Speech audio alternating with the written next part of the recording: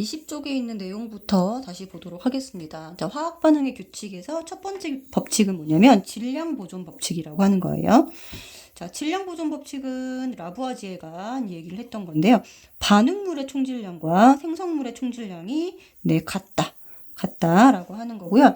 이것이 성립하는 까닭은 이제 반응 전후로 해서 이 원자들의 종류 개수가 변하지 않기 때문이다라는 것입니다.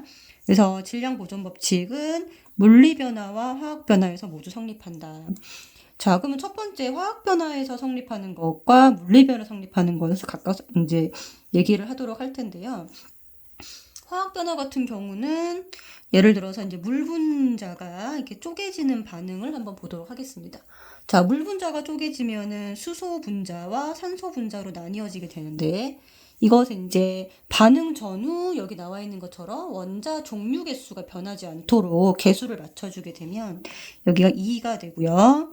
2, 1이 되겠죠. 자, 그래서 지금 보면 질량으로 한번 계산을 해보게 되면요. 질량은 앞에 있는 개수 곱하기 화학식량입니다. 그래서 물 분자는 화학식량이 18이기 때문에 곱하기 2 해주면 되고요. 그 다음에 수소 분자는 화학식량이 2거든요. 그래서 2 곱하기 2를 해주면 되고, 그 다음에 산소 분자는 화학식량이 32니까 1개. 이렇게 해서, 자, 요거 2개 더한 게 이것과 같다. 36은 36이다. 이런 식으로 질량이 보존이 되게 되죠. 자, 그 다음에 물리 변화에서는 예를 들어서 소금과 물을 합쳐서 소금물이 되는 변화를 한번 보도록 하겠습니다. 자, 소금하고 물이 합쳐지게 되면 자, 물리 변화는 이제 반응 전에 반응을 하지 않고 이 물질들이 이제 다 각각의 성질을 유지하면서 그냥 단순하게 섞여 있는 혼합 상태를 말을 하는 거잖아요. 그래서 예를 들어서 소금이 10g이 있고 물이 90g이 있다라고 하면 소금물은 100g이 되어서 이때도 질량 보존이 성립을 하는 겁니다. 자, 그러면은 화학 변화에서 예를 들어서 질량 변화를 보게 되면요. 앙금이 생성되는 반응이다. 그럼 앙금은 가라앉는 물질입니다. 가라앉는 물질. 자, 그러면 여기 지금 실험에서 염화나트륨 수용액과 질산은 수용액에 반응을 하면은 염화은이 생성되는데 요 염화은이 가라앉게 된다라는 거예요. 자, 그러면은 당연히 염화나트륨하고 질산은을 더한 질량과 이 염화은이 가라앉았으니까 이것과 질산나트륨을 더한 질량이 어때야 되나요? 같아야 되는 거죠. 그래서 앙금을 생성하는 반응에서는 이 실험 장비가 열린 용기든 닫힌 용기든 상관이 없습니다. 열려 있건 닫혀 있건 전부 질량이 같다라고 보시면 됩니다. 질량이 같다. 반응 전후에. 자, 그 다음에 두 번째를 별표를 해주시면 되는데 두 번째는 기체 발생 반응이에요. 자, 기체 발생은 뭐냐면 여기 나와 있는 것처럼 탄산칼슘과 묽은 염산의 반응 이런 것들 여기서 이제 이산화탄소 기체가 발생하게 되거든요.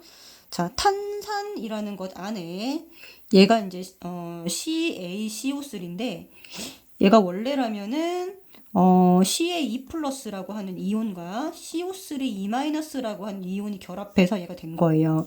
근데 여기 CO3E-라고 하는 거는 원래는 CO2라고 하는 기체가 물에 녹아 들어가서 형성된 거거든요. 그러니까 당연히 탄산칼슘 안에서 CO2가 나올 수 있게 되는 거예요. 탄산칼슘의 탄산에서 CO2 기체가 발생한다라고 이해를 하시면 됩니다. 자, 그러면 이 경우에는 어떻게 되냐면 닫혀 있다라고 하면 기체가 빠져나가지 못하니까 당연히 질량이 같게 측정이 됩니다. 질량이 같게 측정이 되고요. 그 다음에 열린 용기에서는 기체가 빠져나가 버리죠. 그렇죠? 그러니까 열린 용기에서는 감소하는 것으로 측정이 됩니다. 자, 그래서 이게 무슨 차이점이냐면 이 감소되는 것으로 측정이 되는 거라서 질량 보존이 되지 않는 것이 아니라 질량 보존 법칙은 성립하나 무조건 성립합니다. 질량 보존 법칙이 성립하지 않는 경우는 없어요. 이 경우에도 질량 보존 법칙은 성립하지만 열려 있을 때 감소되는 것으로 측정된다. 이렇게 반드시 기억을 해주셔야 됩니다.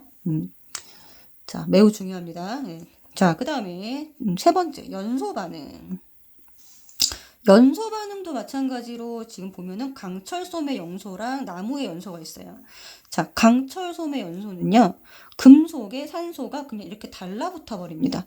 자, 그러니까, 예를 들어서 철을 예를 들어서 50g을 측정을 하고, 물론 이게 이제 맞는 건 아니지만, 산소를 5g을 이제 반응을 시키면, 산화철은 이 두 개가 마치 결합되어 있는 것으로 측정이 돼요. 그러니까 우리는 어디를 측정하고 철을 측정하고 산화철을 측정하니까 측정을 하고 나면 마치 증가한 것처럼 보이는 거죠. 열려 있을 때.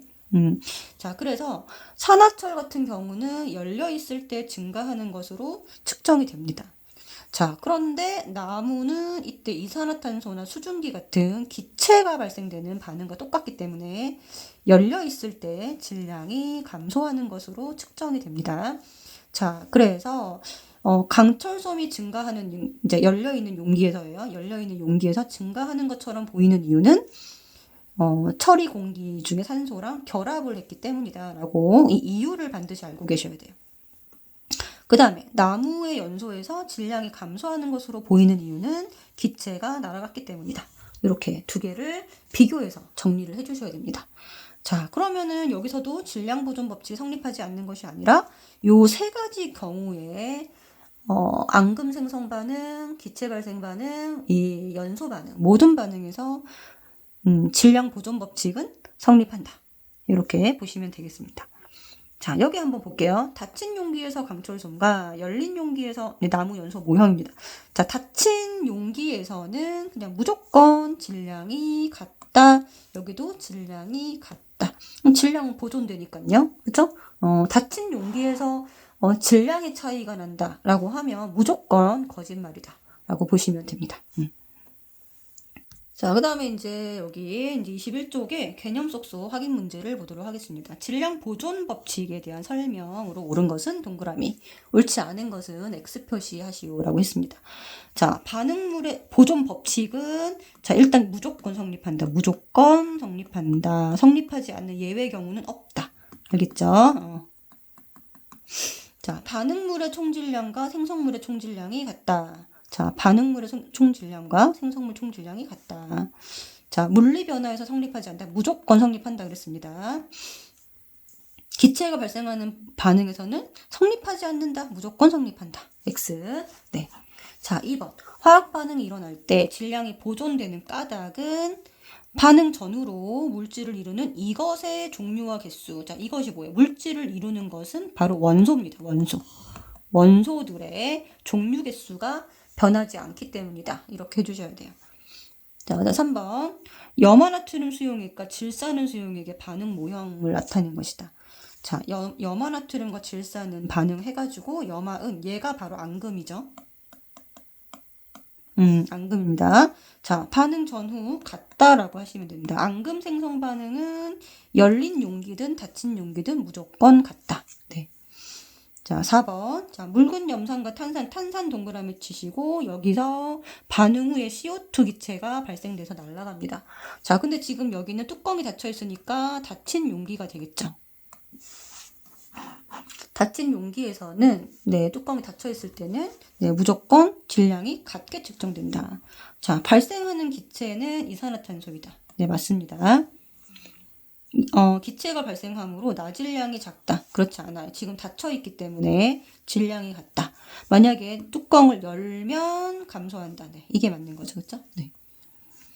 자, 열린 용기에서 밑줄, 열린 용기에서 질량이 감소하면 감소, 증가하면 증가, 일정하면 일정을 써라. 자, 묽은 염산이랑 마그네슘 조각을 반응시켰다. 자, 금속과 산의 반응입니다. 금속과 산을 반응시키면 무조건 수소기체가 발생하게 돼 있어요. 요거 별표 치시고, 자, 마그네슘은 금속이죠. 묽은 염산은 산입니다. 자, 수소기체가 발생을 하니까 당연히 열린 용기에서 감소하겠죠. 그 다음에 강철솜 연소하면은 요거는 증가. 요거 한 경우밖에 없으니까 기억을 해주시고요.